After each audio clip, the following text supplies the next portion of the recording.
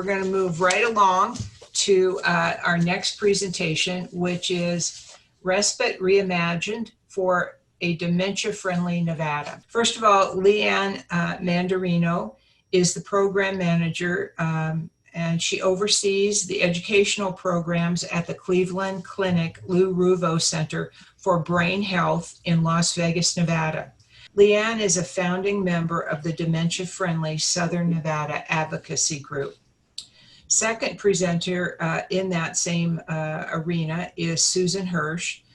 She has dedicated her career to serving older individuals and care partners in community-based settings, and actively participated in advocacy at the national and state levels, including as a founding member of the Nevada Lifespan Respite Care Coalition.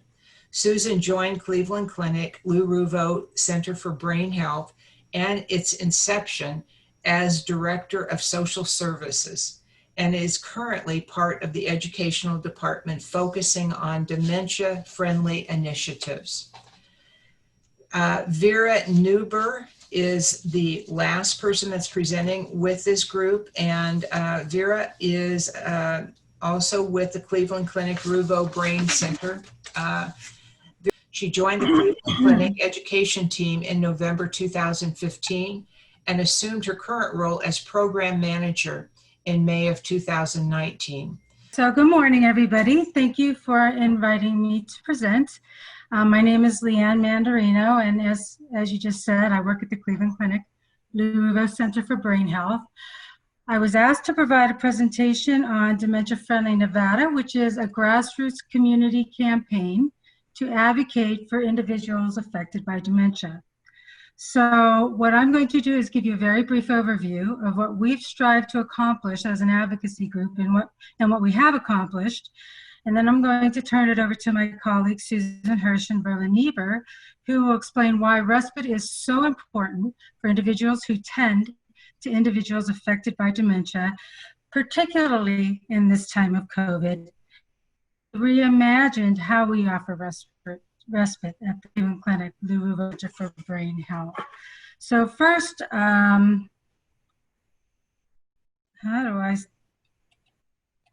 there we go.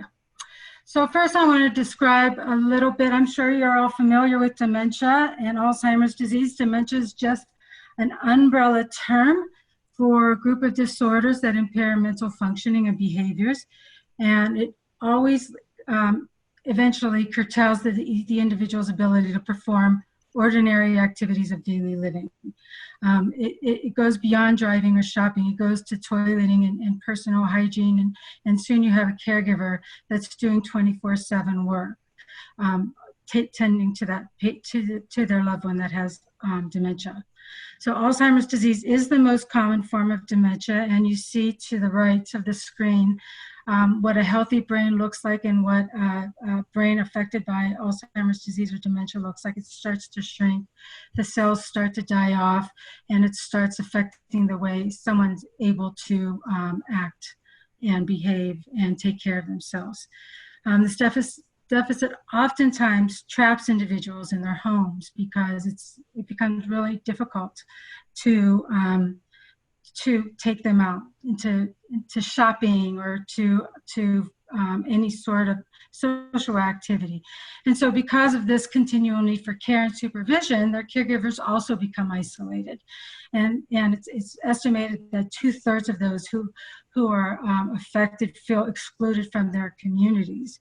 So as a advocacy group, Dementia Friendly Nevada, or Dementia Friendly America, actually, it's a nationwide grassroots group that really starts within your communities because we know our communities best, right? So Las Vegas is unlike Elko, for instance. And we aim to foster the development of dementia-friendly communities. It means to work for a better quality of life for people with dementia and their families. We want to change the way we think about living with dementia, rather than just focusing on meeting the physical and health needs of the person with dementia. And we want to sustain their quality of life for the longest length possible. And by engaging with the wider community and making them aware of this, we think we could succeed in protecting the rights of people with dementia. So when we first started this grassroots campaign in Las Vegas about 4 years ago, we really needed to engage with our community, and we wanted to see what the weaknesses and challenges were, or the weaknesses and the strengths were within our community. And so we really reached out to government, to healthcare, to care partners, which are caregivers, both private and professional, and community service people. And so we really commenced a pretty intense campaign to provide questionnaires and get their feedback about what they thought the strengths and weaknesses were in our community. And so we attended health fairs, and we gave out these questionnaires to community education events like CME conferences. And we asked our peers to fill out these questionnaires, and maybe some of you actually did. That's on this teleconference. And then we also provided the questionnaires on our website, which is dementiafriendlynevada.org. And then we started to analyze the feedback that we received from our care partners. We had 197 questionnaires completed. As you could see that the care partners received the most from them, 77 responses, 54 responses from the healthcare community, 26 from community services, and 40 from government. And we see that the strengths that these folks that we had in Las Vegas was adult daycare, the Alzheimer's Association, friends and family, patient and caregiver support, and hospice and palliative care. They did not think we had affordable care service. They thought we were wanting in early detection and diagnosis. They thought that dementia awareness was also lacking, care and care management, as well as financial care planning. And as you see in this next slide, we asked, our community currently has adequate awareness of the resources that can help support people with dementia and their families. And 69 respondents disagreed with this question. So, and the same was true with the government sector and healthcare, that we know who are in the business that there are resources out there that can help people to manage these types of diseases, but they weren't aware of them. And so our next step was to implement our findings, and with the help of a grant from Aging and Disability Services Division, we received a Health and Human Services grant and an Alzheimer's Disease Supportive Services Program grant. And we set to creating an awareness throughout the state of Nevada.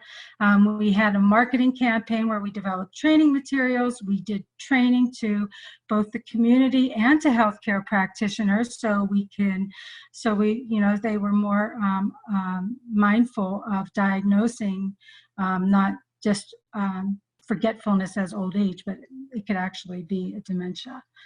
And so these are some of the things that we were able to accomplish in a 3-year grant.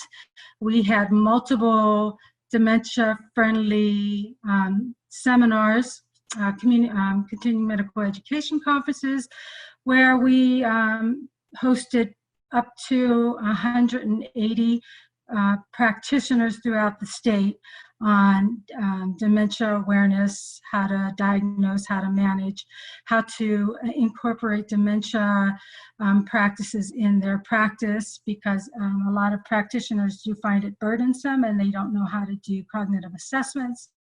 And so we are, we can't, at the Cleveland Clinic, we're very, very busy. And sometimes we have a waiting list up to 3 months, and we really want those primary care physicians to understand what's going on with their patients. And so we constantly give continuing medical education services so that they are more aware of it. And then we worked with Nevada 211 back in the day. Now they're very popular, but back then not a whole lot of people knew about 211. And so we worked with them to understand what a call, if they received a call and it, and the symptoms look like dementia, that they would be more aware to assign them to resources that weren't, mental health related, or a lot of them send them straight to a psychiatric type of resource where we really would rather them look at more of the dementia healthcare resources. And so we even got our own tab on the 211 website, which was a big coup for us. We also have community awareness training that we go out to private businesses and to faith-based organizations, and they really welcomed us into their organizations, and we've given multiple community awareness training. And our biggest group that we've given community awareness training to is McCarran Airport, because they get a large cadre of people that go through their airport that have dementia, and it's a very confusing process for people that have Alzheimer's disease. And so we wanted to make them aware of that. And then finally, we created a booklet called Navigating the Dementia Journey, which Susan will talk a little bit more about, where we just, just a view of what resources you're going to need as you navigate this disease. And so this is our dementia-friendly Southern Nevada group. We have 6 other communities throughout the state: one in Reno, Elko, Pahrump, the Paiute, the Pyramid Lake Paiute tribe. There's a few others. I think I'm missing a few. Winnemucca has one. But we are out there, and we are trying to make our communities more aware of the challenges that people have with dementia. And now I will turn this over to Susan Hirsch, who will describe why dementia is so important for caregivers who care for someone with dementia. So Susan, I will stop sharing my screen and turn it over to you.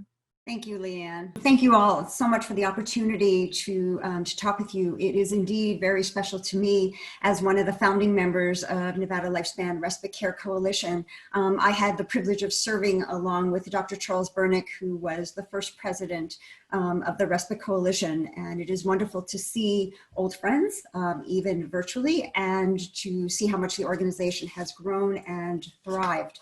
So whenever I think about respite, I really start with looking at the definition. And I found this one on the ARCH website, and it really spoke to me in 2 respects. One, that it defined respite as time away from caregiving responsibilities. And it looked at the outcome being measurable improvement in the well-being of the caregiver, the care receiver, and that family system. And this is the definition that I'm going to use for my remarks. Oftentimes, when we think about respite, we think about it in a more traditional sense. We think about a professional caregiver or even a trained volunteer who comes into the home of an individual, often with the expectation that the caregiver will leave the home during that time or go to another part of the house, that caregiver will not be part of that respite experience. And I remember when I was first at the Cleveland Clinic, I met with a care partner who clearly was under a tremendous amount of stress, and we chatted about the concept of respite. And I told him that he should think about the idea of being able to do something that he would enjoy. And I was so surprised. He looked at me with tears in his eyes, and he said, "What I want is to do something enjoyable with my wife, not without my wife." And that experience has stayed with me for all of these years, and it really frames how I think about respite. And of course, we know that respite can take many forms. It can be in the home, it can be group, it can be out of the home. And I've had the privilege of seeing firsthand at Nevada Senior Services adult daycare in action as a form of respite. So what is the COVID effect on respite? So now that we are all encouraged to stay at home, we have opportunities to think creatively about how we deliver all of our services. For example, witness the explosion of telemedicine just a few short months ago. We all considered telemedicine to be nice, but something kind of up and coming, but not quite there yet. And recently I had an appointment old-fashioned way through the telephone as telemedicine, even when I expected to be able to go into an office. And fortunately, it worked well enough to get my needs met. I think this also applies to how we think about respite, what constitutes respite, and how it's configured. And I think in doing so, we should keep in mind that definition, that it is time away from responsibilities related to caregiving, and that it's something that improves the well-being of that caregiver, care partner, the care recipient, and that family, or oftentimes the dyad. There are, however, special considerations for individuals with dementia. One of the most important is this concept of individuals living with dementia. And it really is an alteration. Oftentimes we talked about individuals with dementia, but there's a move to really put an emphasis on people after a diagnosis. They're continuing with their lives. Yes, they're making adjustments, but we're not seeing them as a disease. We are seeing them first as an individual. And dementia, the most common form, Alzheimer's disease, can last for a decade or more. And we know that people have different needs at different points along their illness. It can be helpful oftentimes to think about care in terms of stages. If we think about general stages, if we think about early, beginning, and middle, and over the course of a disease, again, that can last for a decade or more, people have different needs at the beginning, middle, and end. And the same applies to care partners in terms of what their needs might be. Oftentimes we think that a care partner may need more support in an early stage or even at a later stage, when actually it can be quite early in a dementia diagnosis, when maybe it is adjusting to that diagnosis or balancing work and caregiving responsibilities. So how do we think about respite and design it to first and foremost maximize the positive aspects of caregiving while offering support to caregivers and that are experiencing challenges along the way of a diagnosis? It's very common to hear people say, if you know one person with Alzheimer's disease or with dementia, you know one person. Well, I would submit to you that the same is true when you say, I know one caregiver who is dealing with a loved one with dementia. So what is this whole concept of respite reimagined? Well, it is our chance right now to think outside the box, to try new ways to deliver services. Maybe they work, maybe they don't, but we learn from and we can adapt to other ways of delivering programs. Maybe they aren't what would be our ideal way, but do they meet the needs of our care partners and individuals dealing with dementia? So I looked at the ARCH website and found two examples. The first is Geo's Garden. It's a respite care program for children. I don't know if folks are familiar with it, but it uses recreation and art and has occupational therapists that work on individualized goals in an enriched atmosphere. And I look at this picture and I automatically feel enriched. The second is one that takes place at Cleveland Clinic, Lou Ruvo Center for Brain Health, and that is music therapy respite. We oftentimes don't think about music therapy as being respite, but it allows care partners an opportunity to participate in a support group that may happen at the same time, or to do anything that they would like to do while they feel comfortable knowing that their loved ones' social, emotional, and therapeutic needs are being addressed through music therapy. And there were two comments that were part of the website that really touched me. The first was, when I see Sally in music therapy, I see my wife, not the Alzheimer's disease. And the second, after leaving music therapy, I get my wife back. For the 15 to 20 minutes ride home, we sing together in the car, and it feels like old times.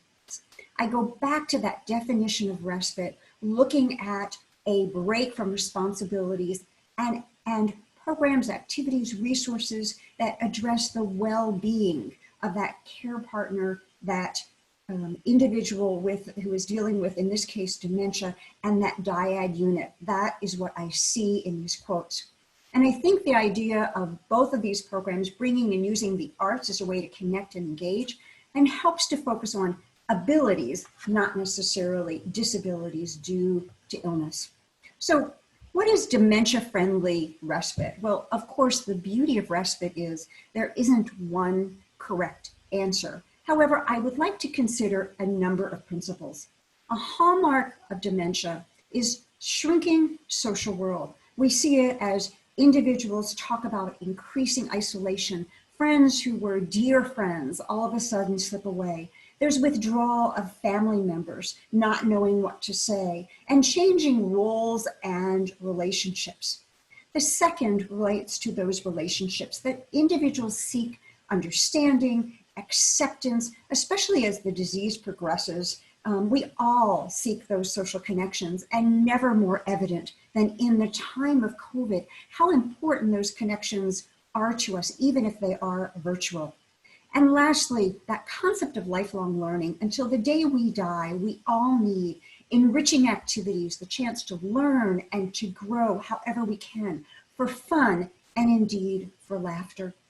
And in a pandemic, our challenge is, how do we reimagine respite and encourage social engagement, foster relationships, and provide opportunities for meaningful lifelong learning?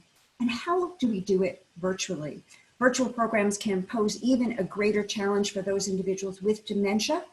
We think about the use of technology. How many times have we had trouble muting and unmuting ourselves? We see faces in little squares, and then some of the activities, quite frankly, just don't translate well.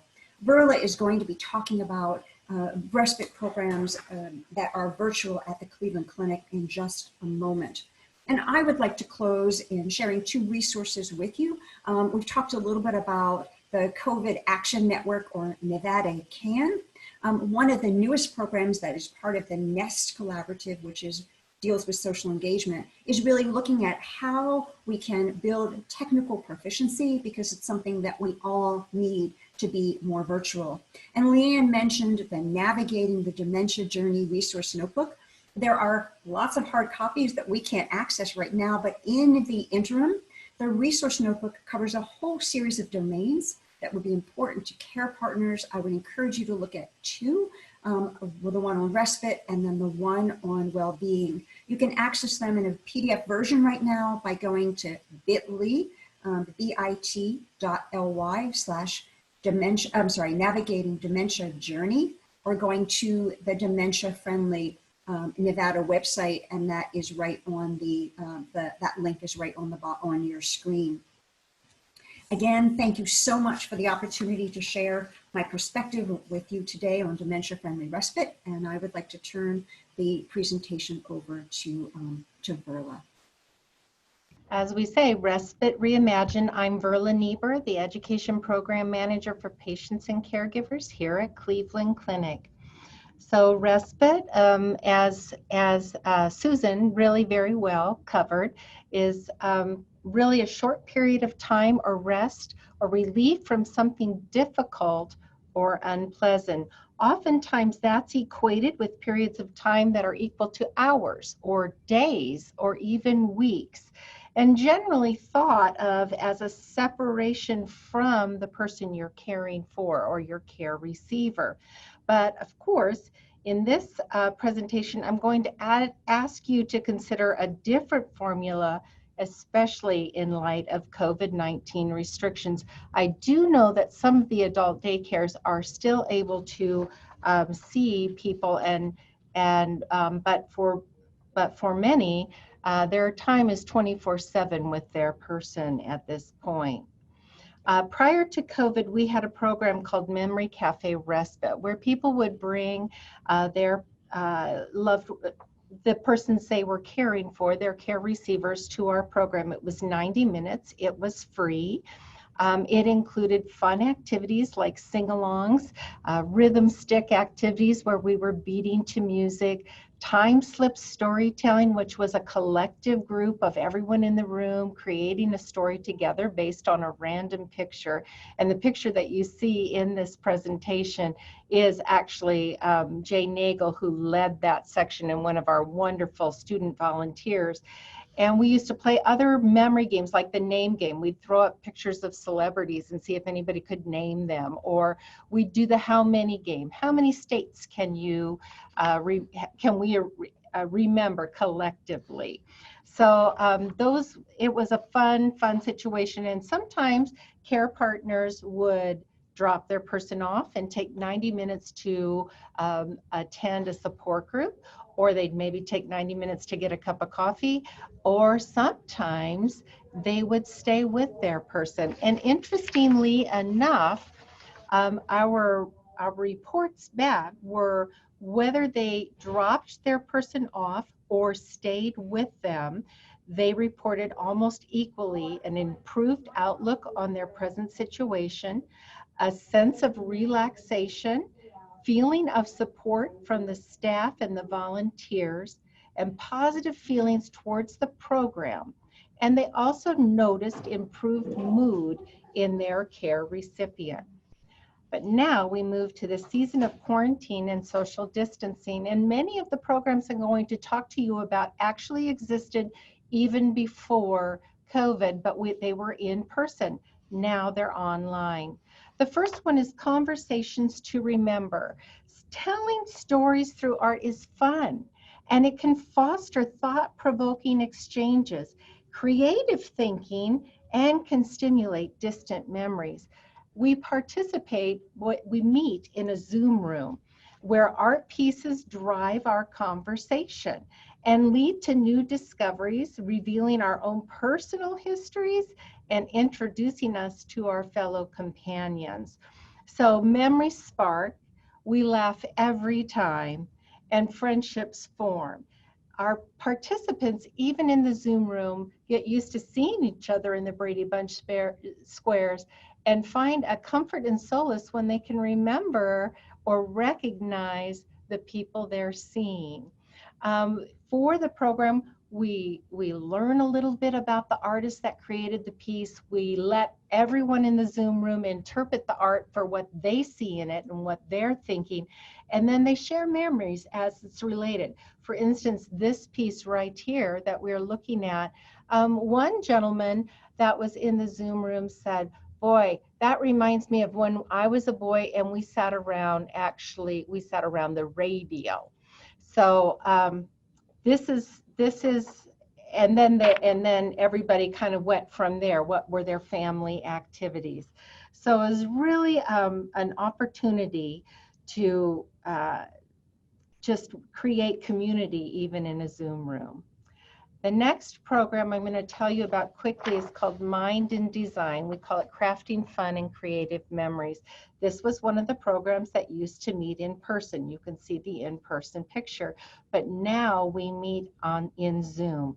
We send participants an art kit. The art kit includes watercolors, colored pencils, markers, ruler, erasers, sharpeners, charcoal kits, and acrylic paints and canvases. And we have found that when words are hard to find for our persons with dementia, art and music still allows them to speak. And we have lots of our people, our combinations of people that would join the Mind and Design are vast. So we have husbands and wives where maybe one has dementia and one does not. We've had a granddaughter and grandmother for 12-year-old little girl and her grandma who had dementia. We have had sisters join in. We've had mother-daughters. So it's just a variety. And then we've had some people that are living alone, isolated at home, and need something to do. And they have been surprised at what their gifts and abilities they have hidden inside of them. When in the program, many individuals have remarked to me, "I am no longer the disease, I am myself." So it's fun to be able to escape and feel the respite and the relaxation that comes from engaging in a new way. The final program I'm going to talk to you about is called the Learning Arts. In the Learning Arts, we go on eclectic excursions to museums nationwide. They include art museums and education centers, gardens and history museums, music schools, travel programs, and zoos. We actually meet on Zoom for about an hour, and whatever museum we're visiting for the day shares the presentation. It's interactive. People can ask questions either through the chat box or by unmuting themselves. And it's kind of, again, respite becomes a little escape away from the normal routine. It breaks up the monotony. Sometimes you learn something new.